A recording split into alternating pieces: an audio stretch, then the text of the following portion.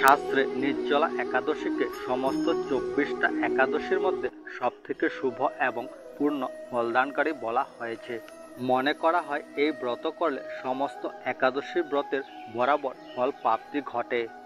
ওই দিন লোকেরা কিছু না খেয়ে জল গ্রহণ না করে এই ব্রত রাখে।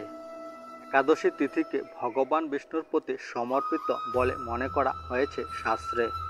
এই জন্য একাদশীর দিন ভগবান বিষ্ণুর সাথে মা লক্ষ্মীরও পুজো করার নিয়ম রয়েছে, কারণ তিনি বিষ্ণু পত্নী।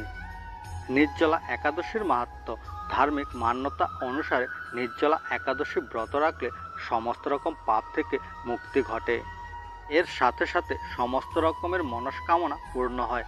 মনে করা হয় এই একাদশী ব্রত করলে মৃত্যুর পর মোক্ষ প্রাপ্তি ঘটে। একাদশী পূজায় কী কী লাগে? শ্রী বিষ্ণুর চিত্র অথবা মূর্তি, ফুল, নারকেল, সুপারি, ফল, লবঙ্গ, ধূপ, দীপ, তুলসীর দল, চন্দন, মিষ্টান্ন ইত্যাদি। নির্জলা একাদশী পূজার নিয়ম। একাদশী তিথি হিন্দু ধর্মের বিশেষ মাহাত্ম্য আছে। একাদশী তিথির দিন ভগবান বিষ্ণুর বিধি বিধানের সঙ্গে পুজো করা হয়। মনে করা হয় যে এরকম করলে যে কোনো মনস্কামনা পূর্ণ হয়। সকালবেলা স্নান করে শুদ্ধ বসনে দীপ জ্বালিয়ে ভগবান বিষ্ণুকে স্নান করাতে হবে।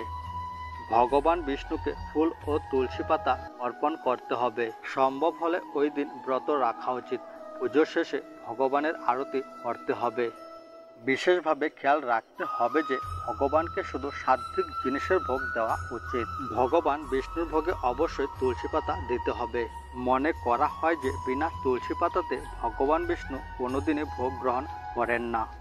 এই দিন ভগবান বিষ্ণুর সাথে মা লক্ষ্মীর পুজো অবশ্যই করা উচিত এবং এই দিন যত বেশি সম্ভব ভগবানের ধ্যান করা উচিত।